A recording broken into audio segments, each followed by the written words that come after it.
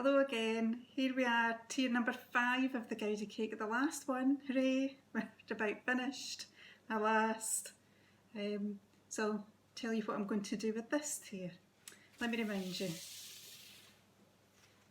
this one is all about these windows, so we're back to the Sagrada Familia in Barcelona, so beautiful stained glass, and the tall towers, just lovely. So we'll take some of this and try and put it on the cake. I can't put the whole lot on at this stage, it's just a little tier. It's 4 inches diameter and 5 inches tall, and I don't have enough height to put the whole thing on, but I'm going to take a bit of it. So I'm going to take the arch shapes and some of the circles, 2 sets of them, and then we'll go for the great big flower shape on the top as well. So the way I'm going to do this, you've guessed it, pencil sketches and templates again. I'm laughing at myself because you're now seeing the way that I work.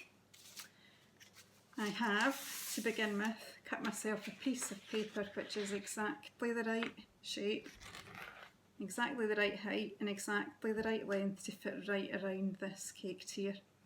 So when I unwrap it, that's the size that I'm working with. So any design that I do, if it sits nicely on this piece of paper, then it'll sit nicely on the cake.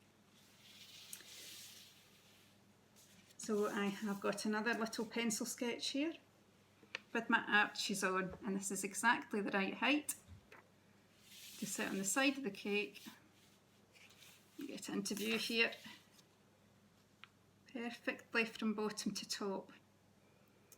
So the proportions of the sided on was all based around this little nozzle here.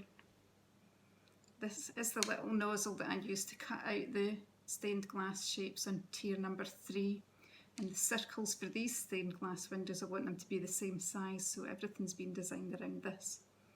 Here's one of those little circles left over from the stained glass in the 3rd tier. So this is the size, and this should sit nicely in between the arches. So we'll get 3 little circles along there, and we'll put some more at the top. So I've drawn out my arches, and I know that in order to fit on the cake they want to be exactly 51mm high and 16mm wide. And I know that to fit on my bit of paper here, they'll fit nicely 4 times around the cake circumference. So I've basically split my paper up into 4 and placed my arches on and drawn markings. You can see at the bottom there of each of the midpoints of the set of 3.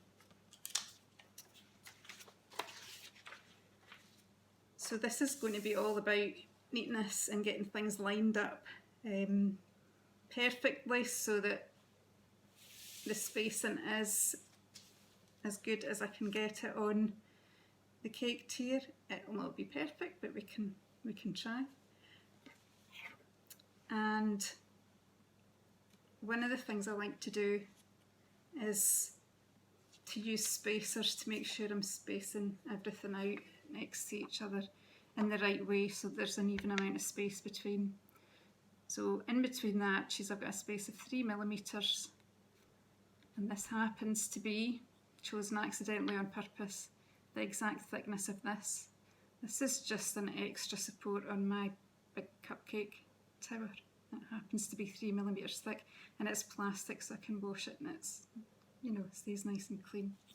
So when I put my little arch on the cake, I can line this up and butt one on one side, and we'll butt one on the other side, and so I know my spaces in between will just be exactly 3mm. I'll start with the top 3 and go all around the circumference, and I want to make sure they're in a straight line and not sitting on a slope going around the cake. So again, I've chopped another template from baking paper, and this is exactly the same height. It's 75mm up to the bottom edge of these arches. So if I attach this round my cake, and you'll see I have put some marks on it. I don't know if you can see, right there. I've got 4 marks around, and that'll show me the midpoint of each set of 3.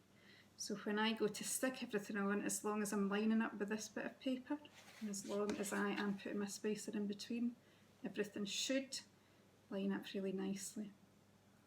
So again, we'll do it in modelling paste, roll everything out, cut out the shapes. Top row first, then the bottom row, then we'll get some little circles in between. And we'll be able to use the eye to judge the spacing of those, and then some more at the top, and finish off with this great big stained glass flower.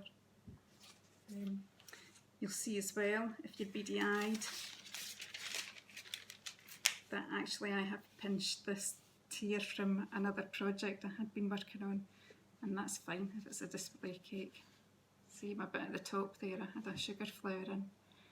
I thought, well, I'll just reuse that just now to save me covering another tier, and we'll disguise that piece at the top. I'll either fill it in or I'll cover it over with something, and to be honest, the cake's going to be so tall that you'd have to be standing on a chair to look into the top anyway. So that'll be us. And hand painting on these ones, to get the stained glass effect, I'll roll out white modelling paste, and I'll put all the stained glass details on with my little tiny paintbrush, and maybe a bit of a bigger friend to colour in the gaps, and we'll see how we go. So again, time lapse, and that's us at the end. Then I need to just assemble the whole thing together. And thank you for watching all of these, if indeed you've managed to get to the end of any of them, and I'm laughing because I know that I talk and I talk. But it's been good fun, and we'll see what it looks like when it comes together compared to the original sketch I did. Thank you again, and bye for now.